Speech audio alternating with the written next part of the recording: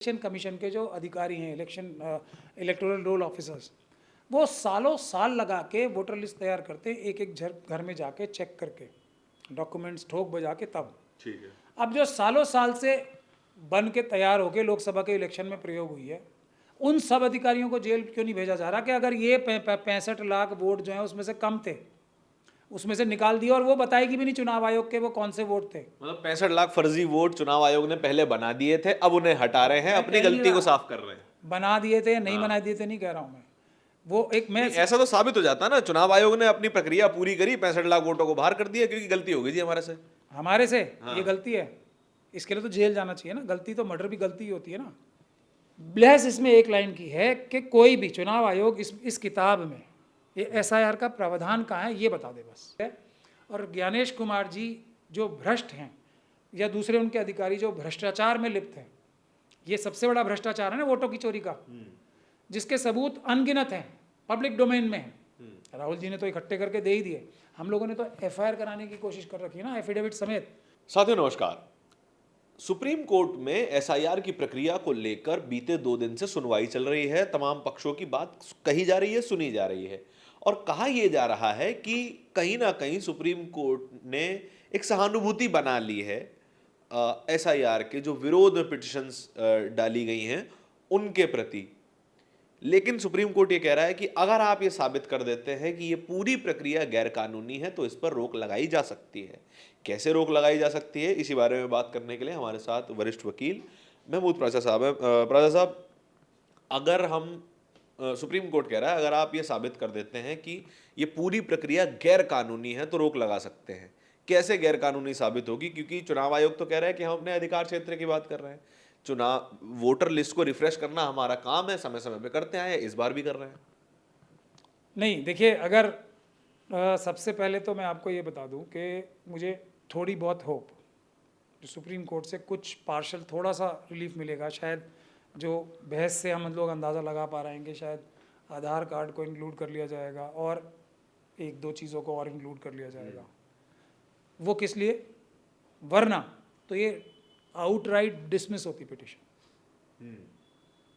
हम लोग शुरू से एक बात कह रहे हैं, और अभी अभिषेक मनु सिंघवी साहब ने भी वो बात हमारी एकदम डिट्टो उसी रूप में कही है जैसे मैं कहता रहा हूँ कि कोई भी इस प्रकार का बड़ा विषय हो जिससे देश के संविधान को खतरा पड़ रहा हो, पब्लिक एट लार्ज को खतरा हो रहा हो, या लोकतंत्र को खतरा हो रहा हो, उस काम के लिए सुप्रीम कोर्ट जाना ही नहीं चाहिए।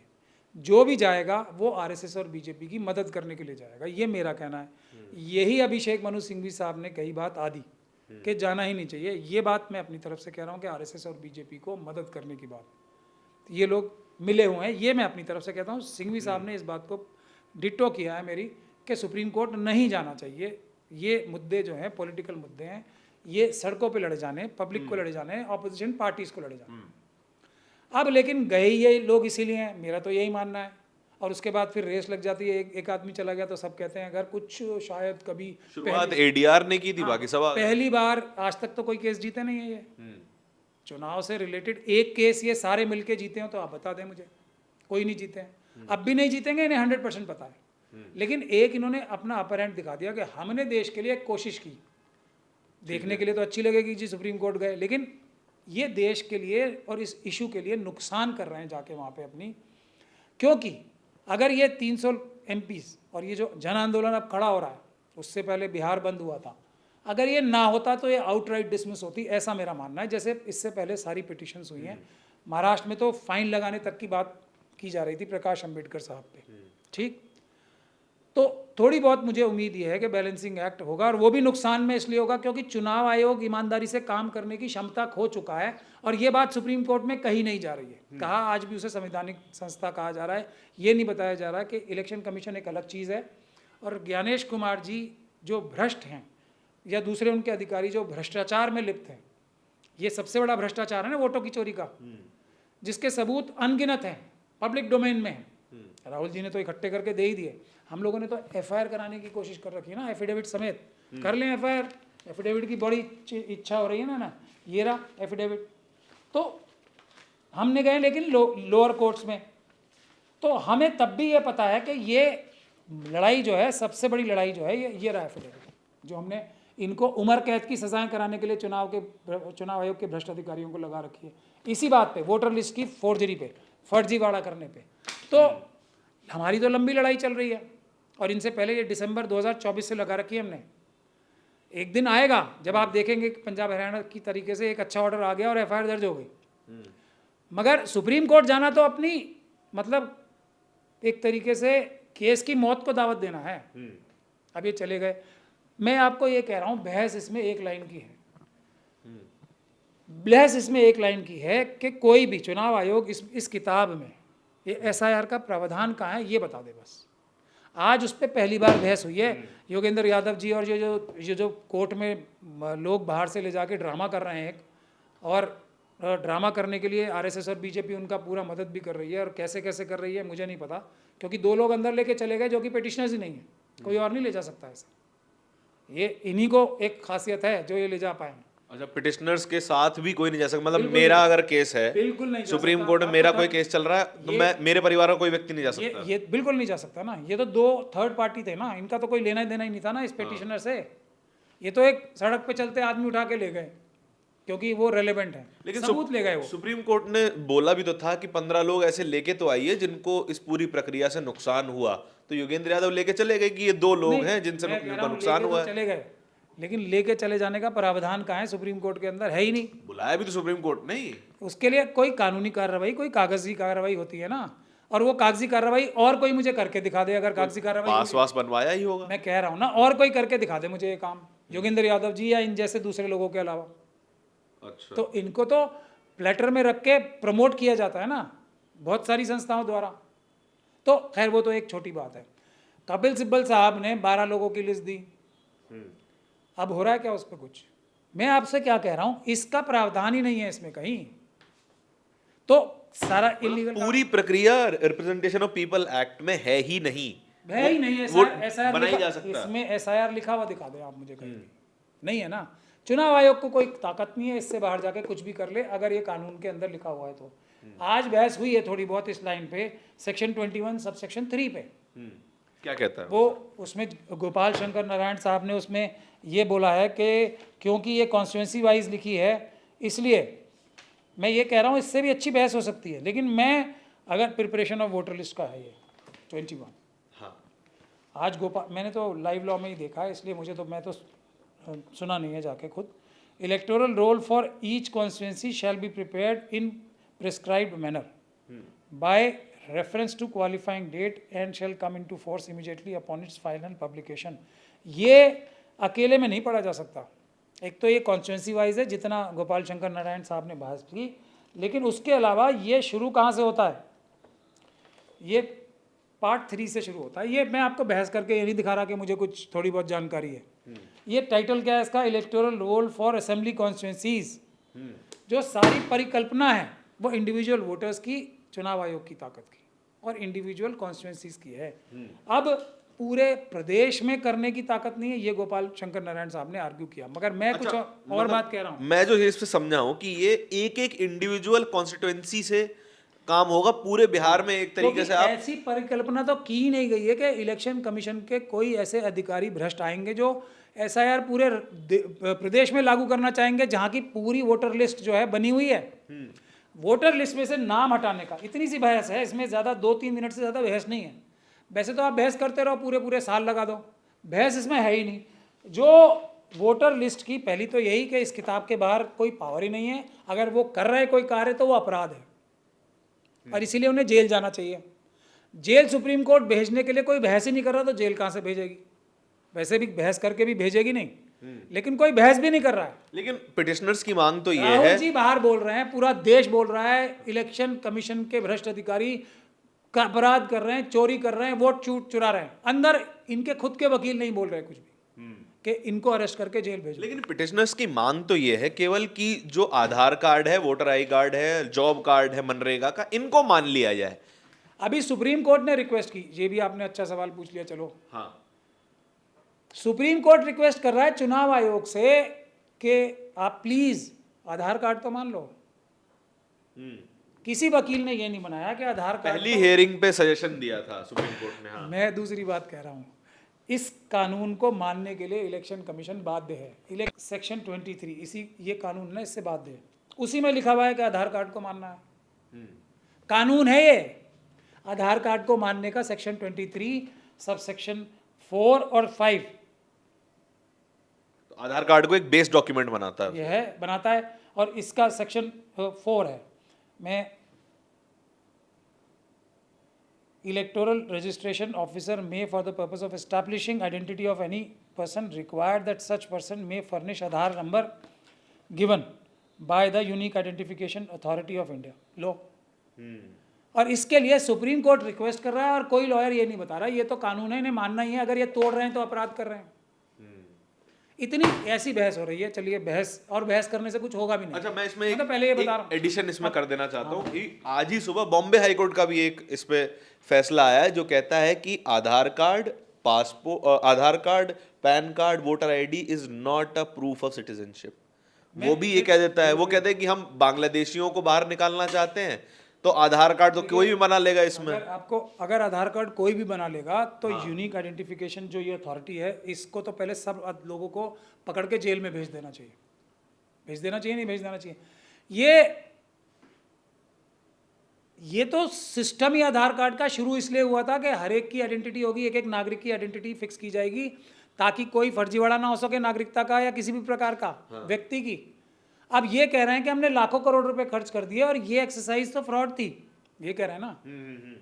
उसी तरीके से इलेक्शन कमीशन के जो अधिकारी हैं, इलेक्टोरल रोल ऑफिसर्स, वो सालों साल लगा के वोटर लिस्ट तैयार करते हैं, एक एक घर में जाके चेक करके डॉक्यूमेंट्स ठोक बजा के तब। ठीक है। अब जो सालों साल से बन के तैयार होके लोकसभा के इलेक्शन में प्रयोग हुई है, उन सब अधिकारियों को जेल क्यों नहीं भेजा जा रहा कि अगर ये 65 लाख वोट जो हैं उसमें से कम थे, उसमें से निकाल दिया, और वो बताएगी भी नहीं चुनाव आयोग के वो कौन से वोट थे। मतलब 65 लाख फर्जी वोट चुनाव आयोग ने पहले बना दिए थे, अब उन्हें हटा रहे हैं, अपनी गलती को साफ कर रहे हैं। बना दिए थे या नहीं बना दिए थे नहीं कह रहा हूं मैं, वो एक मैं ऐसा तो साबित हो जाता ना, चुनाव आयोग ने अपनी प्रक्रिया पूरी करी, 65 लाख वोटों को बाहर कर दिया क्योंकि गलती हो गई थी हमारे से। ये गलती है, इसके लिए तो जेल जाना चाहिए ना। गलती तो मर्डर भी गलती होती है ना। बैंक में डकैती, अडानी अंबानी यूसुफ लुलू जैसे लोग जो लाखों करोड़ रुपए बैंक से चुरा के भाग गए, वो भी तो गलती है ना। अभी अडानी जी को वहाँ से सम्मन्स आ रहे हैं, भारत सरकार में जो भ्रष्ट अधिकारी बैठे हैं मोदी जी और अमित शाह जी के कहने पे उनको सम्मन्स ही सर्व नहीं कर रहे, पर गलती तो है ना। तो गलती का एक कॉन्सिक्वेंस होता है भारत में, और सुधार नहीं होता है। नहीं, जो अपराध है इसमें अपराध लिखा हुआ है ना। इसी चुनाव आयोग के भ्रष्ट अधिकारियों ने ममता बनर्जी साहब की जो जहाँ पे सीएम है वेस्ट बंगाल में, वहाँ लिखा है ना अपने ही चुनाव अधिकारियों के खिलाफ एफआईआर कराने के लिए, और वो एक दो वोट के लिए लिखा है। ठीक है, एक कॉन्स्टिट्यूंसी की एक दो बूथों के बारे में। यहाँ तो पूरा का पूरा प्रदेश लूट लिया। राहुल जी बता रहे हैं एक कॉन्स्टिट्यूंसी में 1 लाख तो मिनिमम है, पूरे नहीं है वो। यहाँ करोड़ों लोग वोटों की 1 लाख वोट जो हमें पता चल गए, वो जो हमने अपनी मेहनत से निकाल लिए। और ये जो हमने कर रखा है पूरे देश का, जिसमें करोड़ों वोट की शिकायत है, एफिडेविट भी है, सब है, तो उस व्यक्ति को कोई नहीं पकड़ेगा। जो वेस्ट बंगाल के बेचारे 2 अधिकारी हैं उनको पकड़ लेंगे। तो डबल पैमाना, दो कानून चल रहे हैं ना देश में। अच्छा, और सुप्रीम कोर्ट को ये नजर नहीं आ रहा कुछ भी। क्यों नहीं नजर आ रहा? क्योंकि बहस नहीं हो रही, पहली बात। और दूसरी बात ये कि जब बहस ही नहीं हो रही तो फिर उनको भी कहां से नजर आएगा? मतलब कोर्ट तो राहुल जी की प्रेस कॉन्फ्रेंस भी नजर नहीं आई, तो अच्छी बात है। हम तो ऐसे ही जज चाहते हैं ना, जिन्हें कुछ ना पता हो। हम चाहते ही ऐसे जज हैं, बिल्कुल उनको एकदम आयरन कर्टन्स में रहना चाहिए, जो आइडियल सिचुएशन है ना जजेस की। अब जब जैसे वो जो जूरी होती है ना अमेरिका में, उसको तो बिल्कुल कमरे में बंद कर दिया जाता है। इसी की परिकल्पना है जजेस के लिए कि वो अखबार भी कम पढ़ें, यही परिकल्पना है। कम पढ़ें, सोशल मीडिया बिल्कुल, और शराब बिल्कुल। जो अभी एक हमारे दिल्ली हाई कोर्ट के जज साहब के बारे में भी कुछ एलिगेशंस लग रहे हैं कि वो अमेरिका में कुछ पढ़ते पकड़े गए थे। और उसके लिए भी बड़ी चर्चा चल रही है आजकल कोर्ट्स के गलियारे में। तो ये सब कार्य, मतलब ये सब पार्टीज में जाना, इस प्रकार की जो स्लाइटली जो एथिकल नहीं है चीज़ें, क्वेश्चनेबल जगहें हैं, वहाँ जाना ही नहीं चाहिए। मतलब पार्टी में भी नहीं जाना चाहिए ना, जहाँ पे पब्लिक में जाके कुछ इस प्रकार की गतिविधियाँ करनी पड़े। मतलब यहाँ तक मना है कि आप अपनी दोस्तों की पार्टी में भी कम से कम जाओ। ये एक आइडियल जज की परिकल्पना है। लेकिन अगर सिर्फ एक राहुल जी की अगर प्रेस कॉन्फ्रेंस नहीं पता, तो ये सोचने का विषय है कि क्यों नहीं पता। अच्छा 300 मेंबर ऑफ पार्लियामेंट ने हाँ। प्रोटेस्ट किया, ये भी नहीं पता, ये भी अच्छी बात है।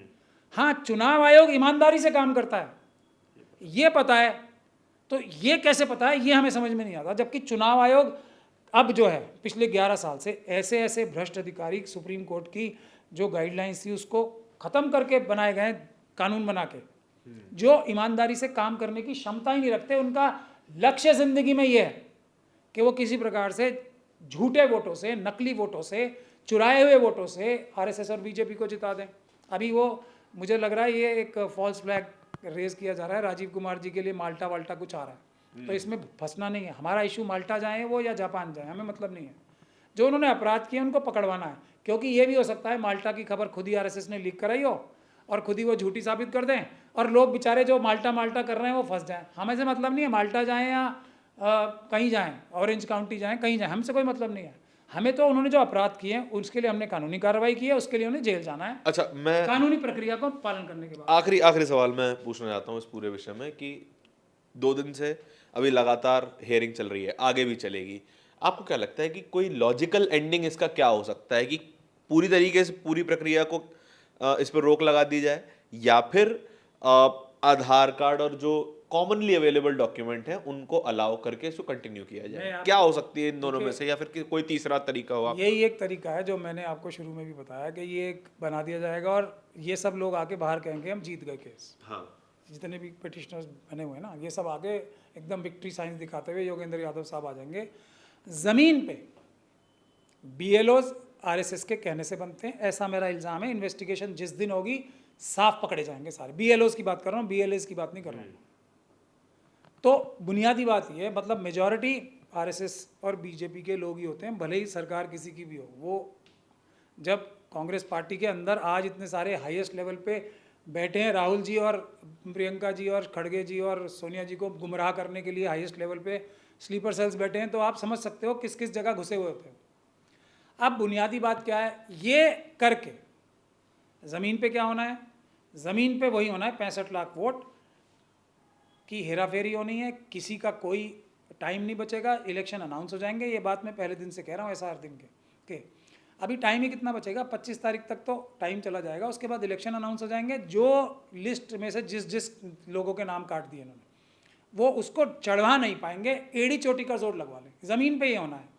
आधार कार्ड दिखाएं या ना दिखाएं, मैं ये कह रहा हूँ, ये जो सारे डॉक्यूमेंट्स दिखा दें, सारे डॉक्यूमेंट्स दिखा दें। अगर वो तेजस्वी यादव जी का नहीं चाहेंगे ना कि वोट कट जाए, तो वो वोट काट देंगे। इतनी ताकत रखते हैं वो, और इतना उनको भय रहित हो चुके हैं वो। तो जब आधार कार्ड आप दिखाओगे, बीएलओ बोलेगा हमें दिखाया ही नहीं, कैसे साबित करोगे आधार कार्ड दिखाया? आप मुझे बता दो। ये 11 डॉक्यूमेंट्स, मतलब ये पूरी प्रक्रिया ही फ्लॉड है, आप ये कहना चाह रहे हो? ये ज़मीन प्रक्रिया होनी ही नहीं चाहिए। ये जो नजर आ रही है ना, ये 1% है प्रॉब्लम का। जो जमीन पे होता है ना, वो असली होता है। ये जो सारे जो लोग बेचारे 11 या 16 डॉक्यूमेंट्स दिखा रहे हैं, उनका नहीं चढ़ा रहे ना। अभी एक ऑडियोग्राफ वो भी आया, ऑडियो रिकॉर्डिंग भी, जिसमें वो कह रहा है हमने तेरे साइन ही खुद कर लिए, चिंता मत करना। बीएलओ साहब फरमा रहे हैं कि हमने आपके साइन ही खुद कर लिए, आपकी ज़रूरत क्या है? मैं ईमानदारी से काम कर रहा हूँ, कोई डॉक्यूमेंट मत दो, कुछ मत दो या ना दो, मैं तो वही करूँगा जो करूँगा। आप सारे डॉक्यूमेंट दिखा दीजिए जाके, तब भी आपका नाम नहीं चढ़ाएंगे। वो आप कर लो कुछ करोगे। ये है असली बीमारी, और ये है असली काम जो होना है और हो रहा है। कुछ नहीं होगा डॉक्यूमेंट यहाँ ऐड करा के विक्ट्री साइंस दिखा के बाहर आने का, कुछ नहीं होगा। 65 लाख वोट काट दिए, कुछ नहीं हुआ। अब होगा क्या? आंदोलन हल्का पड़ जाएगा। आरएसएस बीजेपी कहेगी कि सुप्रीम कोर्ट ने हमारी बात पे ठप्पा लगा दिया। अब इसमें रिलीफ क्या हो सकता है? देखिए, रिलीफ पहला ये है जो सुप्रीम कोर्ट कह भी रही है। उसके अलावा तो इन्हें केस विड्रॉ इसको गैर कानूनी साबित कर दिया जाए और उस पर रोक लगा दी जाए। गैर कानूनी साबित करके रोक लगा देना कोई फायदा नहीं है। बिल्कुल फायदा नहीं है, 0% फायदा होगा। जमीन पे वही होगा जो वो कर रहे हैं। अगर चुनाव आयोग ने इतना बड़ा गैर कानूनी काम किया, सुप्रीम कोर्ट तक को मना किया, आधार कार्ड इसमें किताब में लिखा होने के बावजूद सेक्शन 23 में सीधा मना किया उन्होंने, नहीं करेंगे, बाउंड है वो इस किताब से, करना ही पड़ेगा, मानना पड़ेगा। अगर उन्होंने मना किया तो उनकी सजा क्या है? अगर सुप्रीम कोर्ट से ये ऑर्डर नहीं आता कि इनके खिलाफ एफआईआर दर्ज करके तुरंत इनको अरेस्ट किया जाए, अपराध जो ये कर रहे हैं उसके, ये तो लॉन्ग डिस्टेंस दिखाई देता है, नहीं हो पाएगा। मैं कह रहा हूँ कोई फायदा नहीं होगा ना। क्यों जा रहे हो सुप्रीम कोर्ट? यही तो हम पहले दिन से कह रहे हैं। क्या फायदा है? चुनाव आयोग का क्या बिगड़ जाएगा? अगर सुप्रीम कोर्ट ने एक फैसला उनके खिलाफ कर दिया, चुनाव आयोग को क्या बिगड़ जाएगा बताओ? ज्ञानेश कुमार जी को कोई फर्क पड़ जाएगा? पड़ जाएगा कोई फर्क? कुछ फैसला करते रहो। इलेक्टोरल बॉन्ड्स में कर दिया, अगर एक क्रीज में भी थोड़ी सी सलवट भी आ गई हो कुर्ते में अमित शाह जी के या मोदी जी के, तो बता दो आप मुझे। इतनी लंबी लंबी चौड़ी कहानी, चंद्रचूड़ साहब को क्यों बोलते हैं हम लोग इतना, कि चंद्रचूड़ साहब ने पूरी वाहवाही लूट ली इलेक्टोरल बॉन्ड्स में, मैंने बड़ा ईमानदारी का फैसला कर दिया। और अगर एक सलवट भी आ गई हो, उसके बाद जाके मोदी जी को अपना परिवार का मुखिया बना के उनके पीछे खड़े होके गणेश मतलब अपनी जो पारिवारिक पूजा है गणेश पूजा, उसमें मोदी जी को अपना परिवार का मुखिया बना दिया। इस देश में दो प्रकार के जजेस हैं, दो प्रकार के इंस्टीट्यूशंस हैं। एक जज लोया, मैं तो जुडिशरी की बताना चाहता हूँ, एक तरफ है जज लोया और एक तरफ है जस्टिस चंद्रचूड़। ये दोनों फार एंड्स हैं, यही है बस देश में, और कुछ नहीं, कुछ नहीं है, और सब बेकार की बातें हैं, बीच में कुछ नहीं है। अभी रोज आप देख रहे हो क्या हो रहा है, एक के बाद एक जजेस के ऊपर एलिगेशंस लग रहे हैं। और ये जस्टिस वर्मा का केस भी मुझे साफ नज़र आ रहा है कि बीजेपी ने ऐसी प्लानिंग की है, क्योंकि वो खुलेआम ये बात सब जानते हैं कि वो जस्टिस चंद्रचूड़ की लॉबी से आते हैं, तो उनको बचाने के लिए पूरी प्रक्रिया हुई है। 93 ईयर ओल्ड हैं जो लॉयर हैं, जिनको इसमें एक मेंबर रखा गया। अब ऊपर वाला ना करे, ऊपर वाला उनको लंबी आयु दे, अगर हो गए तो फिर सब कार्रवाई दोबारा। तो खुद प्लान करके ये किया जा रहा है। और कब कर रहे हैं इस काम को? जो इंक्वायरी होनी है उसके लिए तो अभी पूरा इतना लंबा सेशन था, पहले दिन कर देते और उसके बाद उसको करके अभी तक तो फैसला आके कल परसों वोटिंग करा के हटा देते जस्टिस वर्मा को। नहीं करेंगे ना, दिखाएंगे कि हम अच्छा ना काम कर रहे हैं, अच्छा काम नहीं करेंगे, दिखाया जाएगा कि न्याय हो रहा है। न्याय मिलेगा नहीं, हो रहा है या नहीं हो रहा है उसकी, आजकल तो उल्टा हो गया ना। पहले ये कहा जाता था justice should not only be done, it should seem to have been done. आजकल क्या हो रहा है, justice should only be seem to have been done. और एक आखिरी बात, कोई भी चुनाव, और बीजेपी और आरएसएस और चुनाव आयोग के भ्रष्ट अधिकारी जितनी भी फर्जीवाड़ा करके आरएसएस और बीजेपी को जिताने के लिए टेक्निक्स अपनाते हैं, वो करीब 12 से भी ज़्यादा है। लेकिन एक चीज़ अगर इन 12 में से हम हटा दें, चुनाव में वोट चुराने की मशीनें, यानी कि मत पत्र से चुनाव कराने के लिए आंदोलन हो और वो सक्सेसफुल हो, तो जितनी सारी 11 या उससे भी ज़्यादा जो चोरी हैं वो कम पड़ जाएंगी आरएसएस और बीजेपी को चुनाव जिताने में। तो मेन चीज़, एक ईवीएम हटा दिया तो ये सारी परेशानियां खत्म हो जाएंगी। मतलब इतनी भर जनता संभाल लेगी फिर कि आरएसएस और बीजेपी चुनाव हारना शुरू कर दे। दूसरी सरकारें आएंगी तो ये जो बाकी गलतियां हो रही हैं, जिसके लिए राहुल जी को अभी इतनी मेहनत करनी पड़ रही है, वो अपने आप, जो और भी 10 से भी ज़्यादा अलग अलग चालबाजियां हैं, जो फ्रॉडुलेंट तरीके हैं, वो फिर दूसरी सरकारें आके अपने आप उसको ख़त्म कर देंगी। क्योंकि ये कोई बताना बहुत मुश्किल काम नहीं है, लेकिन एक ऐसी चीज़ है जो सब पे भारी पड़ेगी, सारी बेईमानियों को ख़त्म कर देगी अगर पेपर बैलेट से चुनाव हो जाए, अकेली हो या ना हो। होना और न्याय होते हुए दिखना, दोनों सिर्फ चाहिए। आजकल दिखना चाहिए, हाँ, हो या ना हो उसकी कोई बात ही नहीं है। ठीक है। ये हो तो फिलहाल की स्थिति तो यही है। चर्चा और भी वकील साहब से हम करते रहेंगे कि इसके और क्या क्या परिणाम निकाले जा सकते हैं। जिस तरह की चर्चाएं फिलहाल के लिए नजर आ रही हैं वो तो यही है कि आधार कार्ड पे ये मामला सुलझ जाएगा। आखिरी बात मैं ये कहना चाहता हूँ, अगर इस देश की जनता को, इस देश की ऑपोजिशन पार्टीज को, हाँ, अगर देश संविधान बचाना है, भारत को बचाना है, तो आंदोलन एक ही रास्ता है, दूसरा कोई रास्ता नहीं है। जन आंदोलन, जन आंदोलन, जन आंदोलन, सब ठीक हो जाएगा अगर जन आंदोलन हो गया।